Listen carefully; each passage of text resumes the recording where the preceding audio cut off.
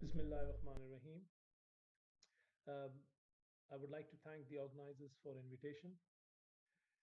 It's a privilege for me to present to this August House of Azhar Hepatogastroenterology Club. It is a dream of mine to visit Al Azhar University and allied healthcare facilities one day. I am a consultant in hepatology and pancreatobiliary medicine, and I bring you titanic greetings from Southampton. Southampton is a city located along the south coast of England. It is about an hour's drive away from London. Now, 15 minutes is not enough time to cover this extensive topic. I will try to keep it practical by sharing some clinical vignettes and will touch upon some diagnostic and therapeutic modalities which have become available over the course of last few years. I have no disclosures, and let me begin by sharing this straightforward case of a 28-year-old lady who had presented with painful jaundice, elevated bilirubin, and alkaline phosphatase. She had raised eosinophil counts, low complement levels, and normal CA99 and IgG4. Imaging had demonstrated dilated intra and extrahepatic ducts and sausage-shaped pancreas. She went on to have an ERCP, which confirmed distal biliary stricture. Biliary decompression was achieved. She had an endoscopic ultrasound scan, and tissue was obtained, and a histological diagnosis of IgG4 related autoimmune pancreatitis was made. She was started on appropriate treatment and improved clinically. Second case is of a 68-year-old man who had presented with weight loss and new onset diabetes mellitus. His liver blood tests were normal at presentation. He had a CT scan which demonstrated changes suggestive of autoimmune disease. His blood test showed elevated IgGe and IgG4 levels. He did not require any endoscopic intervention at the time, and follow-up imaging showed resolution of initial findings. About 18 months later, he presented with painless jaundice, significantly elevated bilirubin and alkaline phosphatase. Imaging at this stage demonstrated a hilar stricture. Biliary decompression was achieved, and we were able to obtain tissue via cholangioscopy, and a diagnosis of autoimmune sclerosing cholangitis was made. He was started on steroids and then switched to immunomodulators and responded very well. So these two cases were pretty straightforward. We arrived to a right diagnosis, and patient improved clinically with the right treatment. This third case, however, is of a lady who never looked unwell. She had never been jaundiced, likely due to this aberrant sectoral duct. Cross-sectional imaging had never been helpful. There were no masses. CA99 was slightly elevated, but IgG4 was normal. So this hilar stricture patient presented a clinical challenge. Clearly, the biliary decompression wasn't initially indicated, and surgery may or may not be feasible, bearing in mind the risk of doing the wrong thing. And this is a really sort of a thing where the additional modalities for obtaining tissue might be very useful. Important to mention that in this case, the colonoscopy was normal, and patient also had a background liver biopsy, which did not provide any useful information in the beginning. Now, as a part of this talk, I would like to touch upon the differential of indeterminate strictures, because this is where we find it clinically challenging to manage our patients. So the top four for the hilar strictures in our practice is cholangio, IgG4, PSC, and Mirizzi syndrome. We know that 25% of hilar strictures are benign. Portal biliopathy, we don't see it as commonly as I believe you do in your part of the world. And the CVD strictures are also about 1/3 are benign, and the rest are not. But the major question is, what is the risk of major surgery in those who are operable? What about stenting in those who are inoperable? We know our patients are living longer, not lasting the lives of their stents. We don't want to miss the alternative diagnosis and offer our patients inaccurate treatment. So we start off with cross-sectional imaging when it comes down to managing these patients.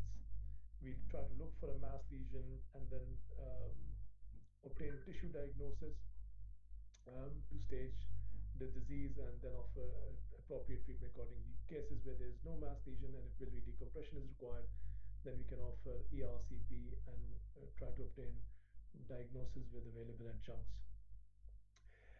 Let me share this international consensus paper published over a year ago, and let's look at this algorithm on management of distal biliary strictures. Again, we start off with cross-sectional imaging, looking for a mass lesion, and if there is a lesion and if it is resectable, then we can send these patients straight for surgery. Or in settings where we offer neoadjuvant therapy, we like to obtain the tissue diagnosis before proceeding.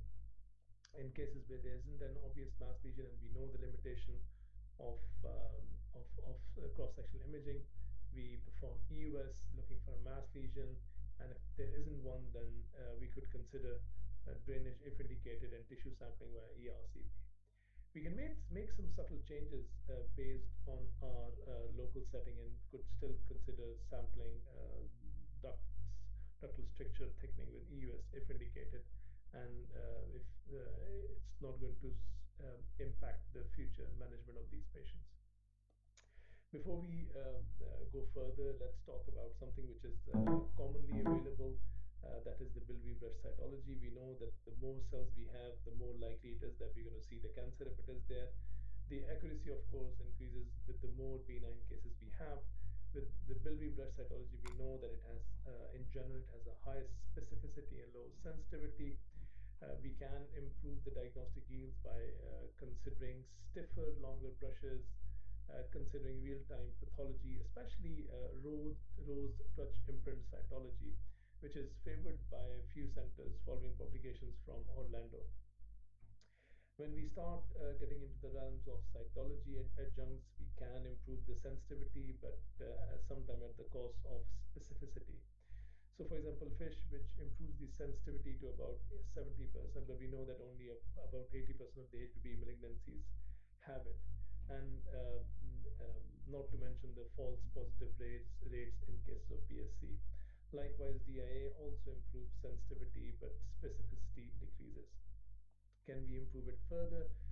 Bigger biopsies does offer the opportunity to positively diagnose other conditions rather than just cancer. We could consider taking biopsies under fluoroscopy, and it does improve sensitivity. However, this is at the expense of complications such as bleeding, ductal perforation, and specificity is not 100%.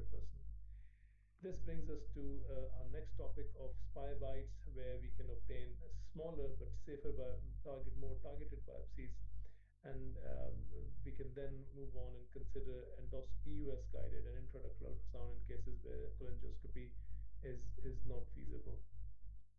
This is all thanks to the advances in the optical technology. So starting from 1868 to current day and age, where we have image enhanced endoscopy such as NBI and FICE available. And we are moving in the direction of from macroscopic to microscopic diagnosis inside the endoscopy rooms. This will not come as a surprise to our luminal gastroenterology colleagues. So in the world of IBD, we know that the barium enema have become obsolete, and I think the same approach should be applied in the world of HPV endoscopy, especially if you have any doubts. This requires dedicated cholangioscopes, and it had only been possible since the advent of these dedicated cholangioscopes by Pantex and Olympus initially, which were optical system requiring dual operator as mother and baby scopes. And then came along Boston Scientific Spyglass DS 2015, which offered digital imaging, and more importantly, it is a single operator based system. And now we have DS2 available in clinical practice.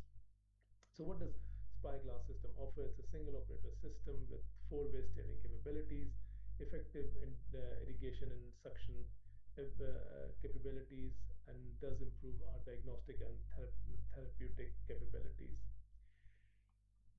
It's important to train our eyes and appreciate malignant and the benign features, which are mostly based on the distribution of the vascular characteristics of these lesions. So those with tortuous and dilated vessels are more likely malignant. Also, the infiltrative and polypoidal masses as compared to patients with just erythema or atrophy. Um, if we look at the available evidence and compare the available methods of tissue sampling, it would not again come to you as a surprise that spy bite or mini fossa biopsies provide significantly better sensitivity and overall accuracy when compared with the standard cytology brushing and or fossa biopsy techniques. Moeller group in their multi-center experience also looked at whether direct visualization helps and concluded that the sensitivity and accuracy improves with direct visualization and spy by fossa biopsies. If everything else fails, then we can consider this new kid on the block, which is the percutaneous transhepatic spyglass cholangioscopy, which offers variety of diagnostic and therapeutic biliary procedures and intervention that are not amenable to per oral approach. It does require establishing a mature track, but offers similar capabilities like spyglass. In fact, due to its shorter length, it offers improved maneuverability. Briefly, a word about this probe confocal laser endomicroscopy, which is a novel endoscopic method that permits on-site microscopy of GI mucosa after application of fluorescent agent. So on left hand, you see a normal vascular pattern, and on the left, dark right epithelial structures with white vessels, which favors malignancy. This is an evidence-based approach, and when different methods were evaluated, ERCP impression in combination with confocal laser endomicroscopy certainly improved the sensitivity and accuracy. Now, ERCP and stenting, we can have a complete session on this topic. We know there's a lot of literature, especially in the last few years, which have become available, and it is quite evident. It is, as I said, can take a whole session, and we can sit here whole day discussing what stents should we be offering and what are the pros and cons and offering different stents. And the availability of biodegradable stents have also to some extent made this area very interesting for discussion. Um, in general, we believe that the unresectable cancer's overall median survival is less than 6 months. Now, I don't believe this is entirely true because we know our patients are living a lot longer thanks to the availability of new chemotherapeutic agents. And when these patients presents with blocked stents, tumor ingrowth, cholangitis, this does impact on their morbidity. Therefore, local ablation, either with photodynamic therapy or RFA, in patients whose stents have dysfunction, either due to debris or tumor ingrowth, this local ablation can improve drainage and improve survival. The same can be looked at with endoscopic ultrasound, and especially in patients who have strictures either because of neuroendocrine tumors or pancreatic cystic lesions. This can reduce or even eliminate the risk of progression to invasive cancer and thereby avoiding the risk of pancreatic resection. Briefly about the role of use-guided biliary drainage, especially if the ERCP fails, we can puncture from the left side, pass a wire, go with the Rendezvous technique, and deploy a stent antegrade or retrograde. And otherwise, we can also do a hepatogastrostomy if everything else fails. And we can then alternatively approach it directly puncturing the CBD, either from D2 or D1, and then deploy stents. This can be standard stents or the newly available lumen opposing metal stents. Again, if everything else fails, we can directly puncture the gallbladder, deploy these lumen opposing metal stents. This talk would not be complete without mentioning artificial intelligence, where we can reconstruct images, 3D images. We can target our biopsies. We can classify tumors appropriately, and hopefully can or should be able to offer smoother and more efficient procedures with fewer complications and better overall treatment for our patients. So, in conclusion, ladies and gentlemen, and chair of the session, the new therapeutic advances does offer significant improvement to our diagnostic and therapeutic capabilities, especially when it comes down to the management of the indeterminate biliary strictures. Um, uh, Especially something to look out for in coming months and years is the artificial intelligence. Thank you for listening, and I look forward to your question and answer session.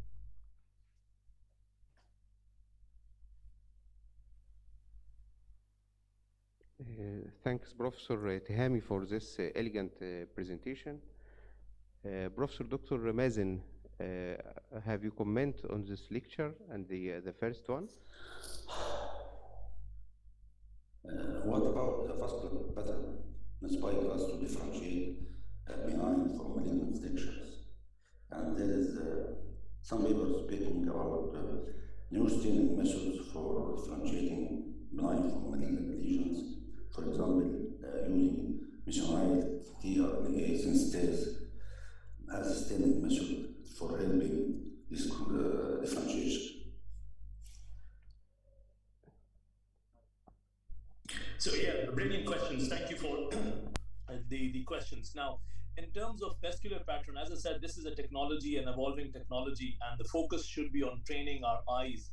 The similar ways, if there is a distortion of the vascular pattern and it doesn't look right, you've got to consider malignancy. In fact, all indeterminate structure where we have any doubt based on the history, we should try to sample it. And the more importantly, you need to collaborate with your histopathologist, because when they are used to seeing big bites taken from the GI mucosa, and then we start sending them these tiny bites from the bile duct or common hepatic duct.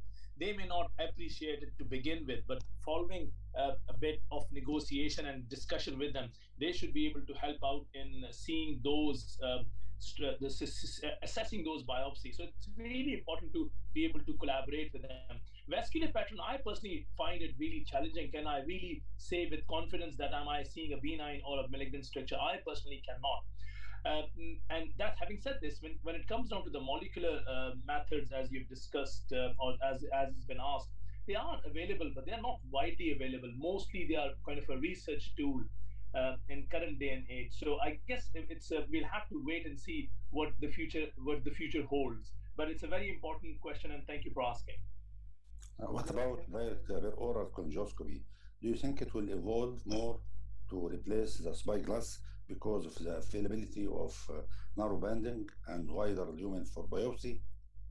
Yes, I think that's again a very valid question. I am quite a fan of it. So before cholangioscopy became available, what we used to do is we used to kind of use the scopes, the standard scope, and if we were able to look inside the bile duct, we would do that. But now with even with the like transnasal endoscopes, and if the scope and if you're able to get in a straight position and able to cannulate the duct, I certainly feel this would be a revolution when it becomes available. The only problem there is the maneuverability. So when you are up against the ampulla and then trying to cannulate the duct and examine it, so it all comes down to the maneuverability. So if we have a scope which offers us a better maneuverability, I think it's going to make a difference. As I've shown in the presentation, this percutaneous transhepatic cholangioscopy with a Spire Discover, that is a scope which is much shorter in length. Therefore, it offers a better maneuverability. So, per-oral cholangioscopy certainly has a role. My only concern is whether it would offer the maneuverability that we need to examine and get in a stable position to offer the treatment needed. There is a multiple bending scopes evolving now, which may make maneuverability much better. Absolutely, absolutely agree. Is there any role to have a cytopathologist on site during doing bites from inside the biliary tree?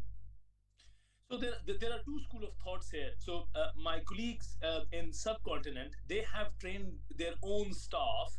They have their own microscopes available in the room, and they're able to prepare their own slides, and the team can themselves look at the sample. And I think the important thing here is, you may know from Dr. Hassan Group in Orlando, they have published on touch imprint cytology. So not just rows, but they've taken it to a next level where they can do touch imprint cytology. So they can make slides from the standard sample obtained, and then they can look at it. Now, cytopathologists, it can be an expensive business. So having them on the room is certainly helpful, but it's not always possible. So I think if there is a way we can train our own staff to be able to make slides and then look under the microscope, this can help us at least in stating that we have obtained an adequate sample for assessment. Yeah, if it's, I mean, in an ideal world, yes. Although there are some data coming from the EUS F&B world with these new F&B needle, we have kind of stopped doing the rows. So I don't have a clear answer. I kind of like the approach of my colleagues in subcontinent, where they have trained their own staff. In the West, we haven't done that. So we haven't trained our staff, and I'm not trained enough to look under the microscope. But I think that's an area where we can sort of look at or maybe evolve further.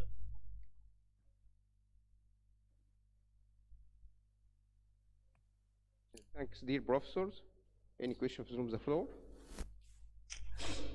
Okay, to the next speaker.